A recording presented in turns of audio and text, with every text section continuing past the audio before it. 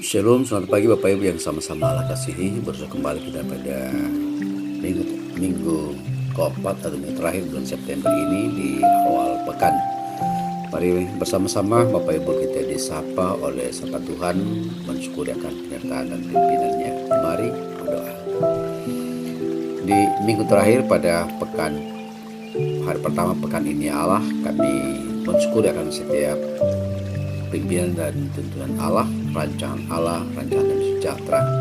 Karena itu kami rindu untuk disapa sama Tuhan, boleh mengenal dan lebih memahami, memperjelas supaya kami akan sabda bagi hidup dan kehidupan kami. Bersabdalah, kami semua telah sedia mendengarkannya. Dalam nama Tuhan Yesus kami berdoa. Amin. Bapak Ibu, saudara yang sama-sama Allah kasihi, Artos edisi Senin 27 September 2021. Bacaan kita dari kitab Ester pasal 4 ayat 1 sampai 17. Ester pasal 4 ayat 1 sampai 17. Usah Mordekai untuk menolong orang Yahudi. Setelah Mordekai mengetahui segala yang terjadi itu, ia mengoyakkan pakaiannya lalu memakai kain kabung dan abu, kemudian keluar berjalan di tengah-tengah kota sambil melolong-olong dengan nyaring dan pedih.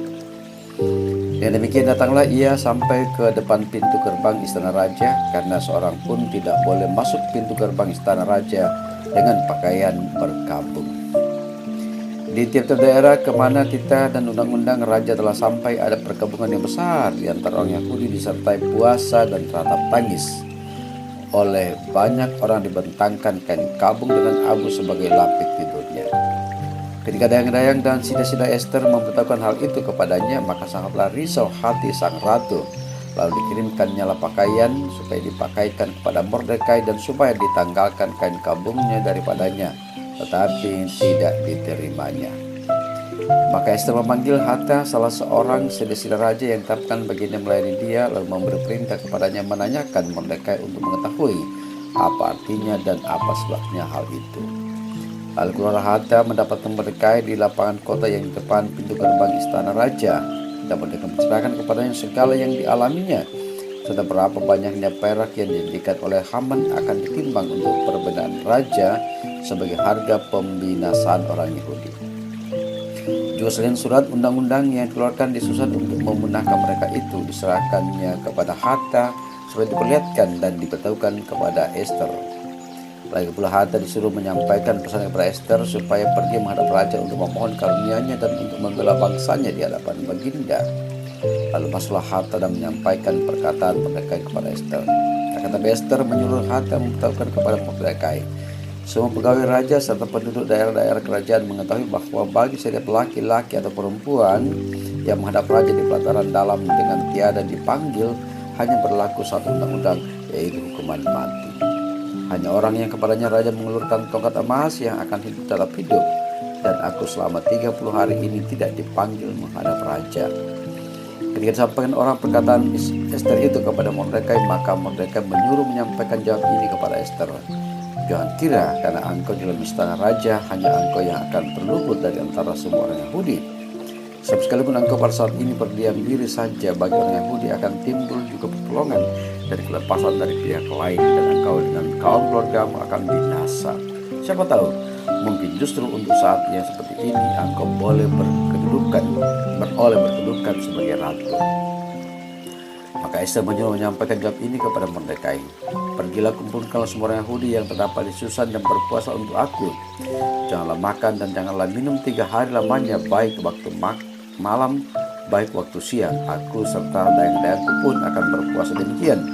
Dan kemudian aku akan masuk menghadap raja, sungguh pun berlawanan dengan undang-undang.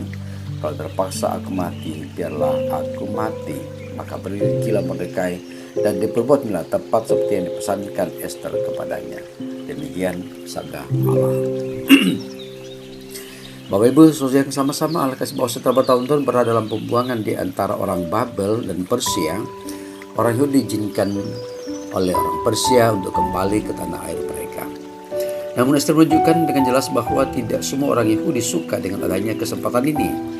Banyak yang memilih tetap tinggal di Persia, mungkin karena ini sudah menjadi rumah bagi mereka yang telah lama meninggalkan Yehuda, tanah air mereka. Haman menyebarkan kebencian kepada orang Yahudi karena ia merasa mereka tidak memberi hormat kepadanya seperti yang layak ia terima, sebagai pejabat tinggi dalam pemerintahan Persia.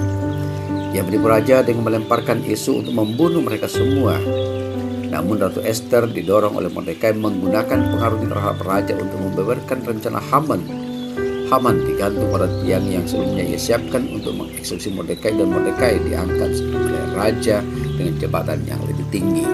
Bapak Ibu yang sama-sama kasih, itulah beberapa sari dari kitab Ester. Berikut bacaan kita dengan topik sesuai rancangan Allah. Sesuai rancangan Allah. Bagaimana kita memandang keberadaan kita saat ini? Apakah kita merasa layak berada di posisi kita sekarang karena sudah merencanakan dan mempersiapkannya sebaik mungkin? Atau kita merasa semua itu merupakan kebetulan dan keberuntungan semata?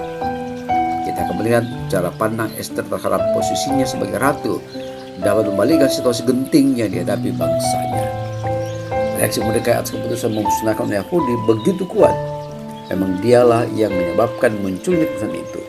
Meski demikian, tak mungkin bagi Mordekai untuk mendatangi Haman dan bersujud di depan dia.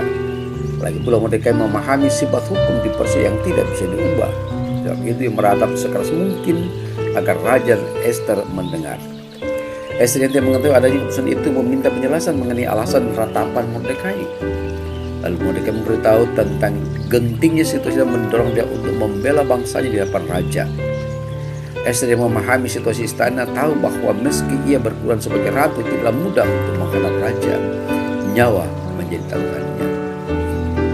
Mordekai memarahi Ester karena hanya memikirkan itu sendiri. Dengan atau tanpa Ester, pertolongan akan datang juga.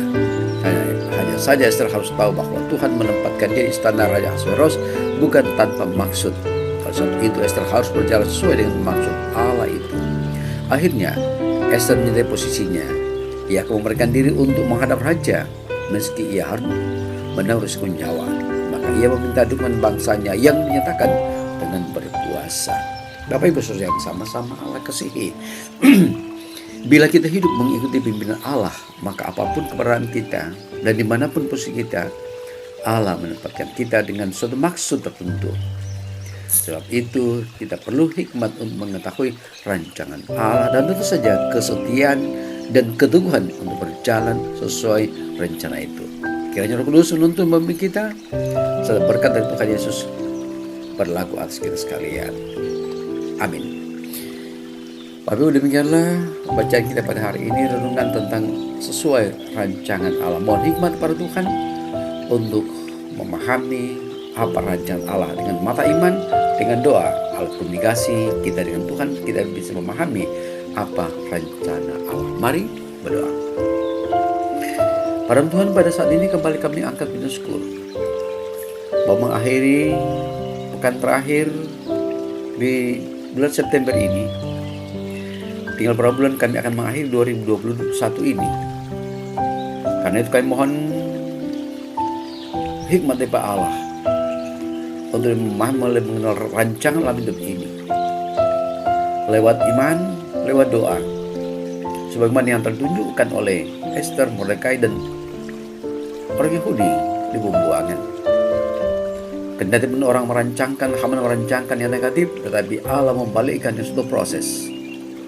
Pun pula kami umatmu, baik sebagai persekutuan, sebagai satu keluarga, sebagai satu anggota kerukunan masyarakat di mana kami ada, Tuhan telah menempatkan kami di bumi pertiwi ini, di bumi Nusantara yang kami cintai, yang Engkau anugerahkan kepada kami. Karena itu, situasi yang saat ini kami mohonkan Allah memberi hikmat bagi kami untuk memahami apa rancangan Allah bagi kami pada bumi yang tercinta ini. Roh Kudus memampukan kami memahami, memaknai rancangan-Mu. Berkati masing-masing kami dalam setiap keberadaan kami, dalam pekerjaan kami, dalam usaha kami, bahkan anak cucu kami, dalam pertumbuhan mereka, dalam perkembangan, pergaulan, studi mereka, kerja mereka.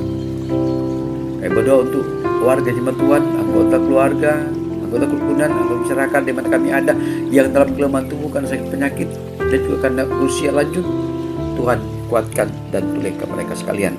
Selalu kami berdoa sebagai anak bangsa, mendoakan bangsa ini. Tuhan tetap memberikan terbaik bagi bangsa ini, sehingga kami dapat hadir mewartakan kabar kebenaran. Inilah doa kami Allah, syukur kami dengarkan semua kami alaskan dalam nama Yesus Tuhan kami hidup. Amin. Bapak Ibu, demikianlah renungan kita pada hari ini, Rehat Artos, edisi Senin 27 September 2021, sesuai rancangan Allah.